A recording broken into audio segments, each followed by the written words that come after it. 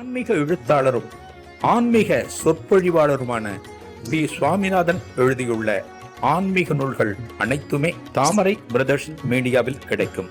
மகாபிரிவா தொகுதிகள் தமிழிலும், மகாபிரிவா தொகுதிகள் ஆங்கிலத்திலும் இவர் எழுதியுள்ள நூல்கள் பல்லாயிரக்கணக்கான வாசகர்களிடையே பெரும் வரவேற்பை பெற்றது. இவற்றை தவிர திருப்படி சரணம் உட்பட ஏராளமான ஆன்மீக நூல்கள் தாமரை பிரதர்ஸ் மீடியாவில் கிடைக்கும். ஸ்ரீ குருபியோ நமக. ஓம் காஞ்சிவாசாய வித்மகே சாந்தரூபாய திமிகி தன்ன சந்திரசேகரேந்திர பிரச்சோதியாத். எல்லாருக்கும் நமஸ்காரம். மகாபிரிவா மகிமை அனுபவத்தில் தமிழகத்தினுடைய தென் மாவட்டத்தில் ஒரு கிராமம். இந்த கிராமத்தில் 2 தனவந்தர்கள், 2 பேர் வீட்டுக்கு நடுப்புற ஒரு புளிய மரம். இந்த புளிய மரம் எனக்கு சொந்தமாக உனக்கு சொந்தமான 2 பேருக்குள்ளேயும் பகைமை ரொம்ப நாட்களாக பல காலமாக காணப்படுகிறது. மகாபிரிவா அந்த 2 பேரையும் வரவழைச்சு இந்த புளிய மரத்தை மடத்துக்கு எழுதி கொடுன்னு எழுதி வாங்கியாச்சு. பெரிய வகையில் டாக்குமெண்ட் வந்துடுது. இப்போ அந்த புளிய மரம் அவளுக்கு சொந்தமானது இல்லை. இப்போ என்ன பண்ணுற, இந்த 2 பேரையும் கூட்டிட்டு வா. இப்போ முதல்ல ஒருத்தராக வர சொன்னார். பகைமை. இப்போ புளிய மரத்தை மடத்துக்கு எழுதி கொடுத்துட்டாளே, இந்த பிரச்சனைக்கு காரணமான புளிய மரத்தை மடத்துக்கு கொடுத்தாச்சு. அவள் யாருக்கும் சொந்தம் கிடையாது. இப்போ 2 பேரும் கூட்டிட்டு வா அப்படிங்கிற.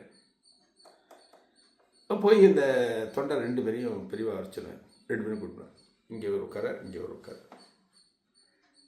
ஒரு எல்லையிலே நடக்கிறது. பார்த்தோன்னு பெரியவா சொல்கிற, உங்கள் 2 பேருக்குள்ளேயும் பிரச்சனை புளிய மரம் தான். பல காலமாக அந்த புளிய மரம் யாருக்கும் சொந்தம்னு பிரச்சனை. அந்த புளிய மரத்தை நீங்கள் 2 பேருமே மனசு காஞ்சி சங்கர மடத்துக்கு எழுதி கொடுத்தாச்சு. இது மடத்தினுடைய ப்ராப்பர்ட்டி ஆகிடுது. இனிமேல் இந்த புளிய மரத்துக்கும் உங்களுக்கும் சொந்தம் கிடையாது. நீங்கள் உரிமை கொண்டாட முடியாது.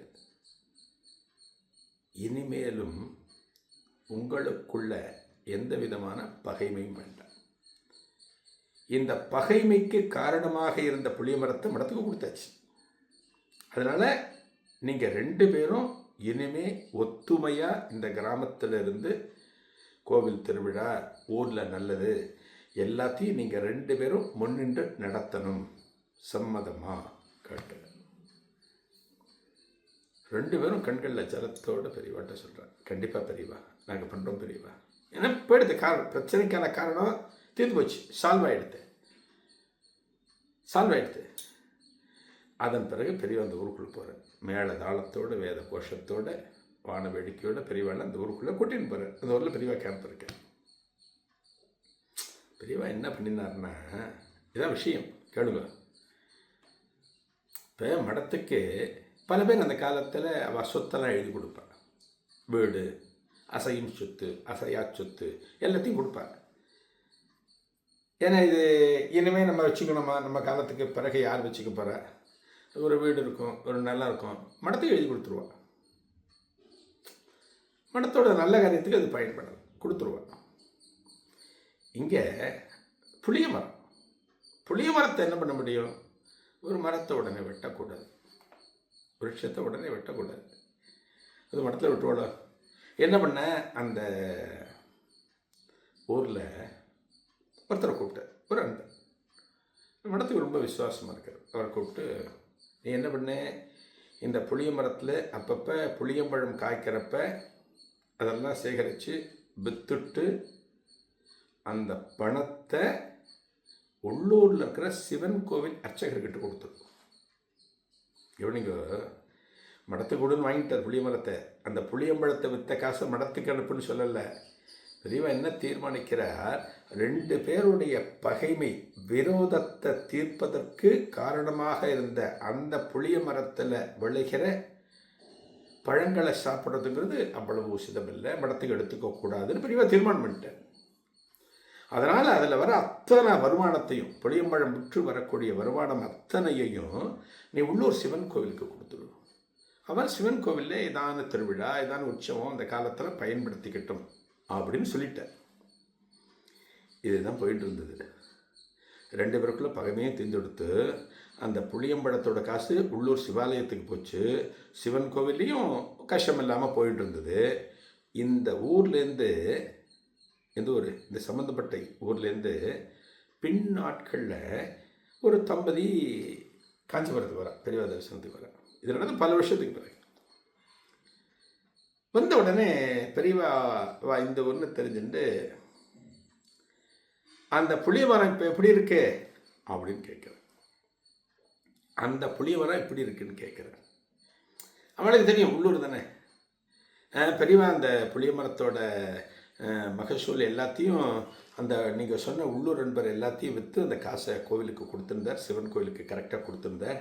இப்போ சமீபத்தில் அடித்த ஒரு புயல் பெருமழையில் அந்த மரம் விழுந்துடுத்து, அந்த மரம் சாஞ்சு கொடுத்து என்ன பண்ணார், அந்த மரத்தில் இருக்கிற மரத்தினுடைய பாகங்கள் எல்லாத்தையும் வெட்டி எல்லாத்தையும் விற்றுட்டு அந்த மொத்த காசையும் சிவன் கோயிலை சேர்த்துட்டார் பெரியவா அப்படின்னு சொல்கிறார். ஸோ எத்தனையோ வருஷத்துக்கு பிறகு அந்த புளிய மரம் சாஞ்சு கொடுத்து விழுந்துடுத்து பிரச்சனைக்கு காரணமாக இருந்தது. அது வரைக்கும் அந்த புளியம்பழங்கள் எங்கள் சிவன் கோவிலுக்கு, இந்த புளிய மரத்திலிருந்து வரக்கூடிய வருமானம் சிவன் கோவிலுக்கு கொடுக்கப்பட்டு, புளிய மரம் சிதிலமான பிறகும் புளிய மரம் விழுந்த பிறகும் அதை விற்று எல்லா மரத்தினுடைய பாகங்கள், புளிய மரங்கிறது சாதாரணம் இல்லை, புளிய மரங்கிறது சாதாரணம் இல்லை. நமக்கு தெரிஞ்சு புளிய மரம் அப்படின்னா அந்த காலத்தில் கிராமத்தில் இருக்கிற புளிய மரத்தில் பேய் இருக்குது, பிசாசு இருக்குங்க. நான் எங்கள் ஊர் திருப்பரம்பயம் பக்கத்தில் டவுன் கும்பகோணம். கும்பகோணத்துக்கு சைக்கிளில் போய்ட்டு ராத்திரி ஏதாவது ஒரு 10-10:30 மணிக்கெல்லாம் திரும்ப முடியாது இருக்கும். சைக்கிளில் வருவோம். இந்த வர வழியில் புளிய மரம் நிறையா இருக்கும். புளியஞ்சேரிங்கிற இடம் தாண்டி திருப்பரம்பயம் போகிற போது புளிய மரம்லாம் இருக்கும். புளிய மரத்தில் பேருக்கு நிறைய பேர் சொல்லியிருக்கா இல்லையா, அதெல்லாம் ஞாபகத்துக்கு வரும். இப்போல்லாம் பகவானே பகவானே பகவான் நினச்சிட்டே சைக்கிளை மிரின்னு மிரிச்சுட்டு வருவோம். புளிய மரம்னாலே ஒரு பயம் இருக்கும். ஆனால் பாருங்க, அந்த புளிய மரத்தோட விளைச்சலையும் உள்ளூர் சிவன் கோவிலுக்கு கொடுத்து மரம் விழுந்த பிறகும் அதனுடைய அனைத்து பாகங்களும் விற்கப்பட்டு அந்த தொகையும் சிவன் கோவிலுக்கு சேர்க்கப்பட்டதுன்னு சொன்னார் பெரியவா. கையெடுத்து கும்பிட்றார். அந்த புளிய மரத்துக்கு ஒரு மோட்சம் கிடச்சி கொடுத்தார் அப்படிங்கிற மாதிரி நம்ம எடுத்துக்கணும். ஒரு பகைவை எப்படி பெரியவா தீர்த்து வைக்கிறார் பாருங்க, எவ்வளோ பேருக்கு நல்லது பண்ணுறார் பாருங்க. அதுதான் மகாதெய்வம். அடுத்த நிகழ்வு ஒரு புதிய அனுபவத்தை காணலாம். நன்றி, வணக்கம். ஆன்மீக எழுத்தாளரும் ஆன்மீக சொற்பொழிவாளருமான பி. சுவாமிநாதன் எழுதியுள்ள ஆன்மீக நூல்கள் அனைத்துமே தாமரை பிரதர்ஸ் மீடியாவில் கிடைக்கும். மகாபிரிவா தொகுதிகள் தமிழிலும், மகாபிரிவா தொகுதிகள் ஆங்கிலத்திலும் இவர் எழுதியுள்ள நூல்கள் பல்லாயிரக்கணக்கான வாசகர்களிடையே பெரும் வரவேற்பை பெற்றது. இவற்றை தவிர திருப்படி சரணம் உட்பட ஏராளமான ஆன்மீக நூல்கள் தாமரை பிரதர்ஸ் மீடியாவில் கிடைக்கும்.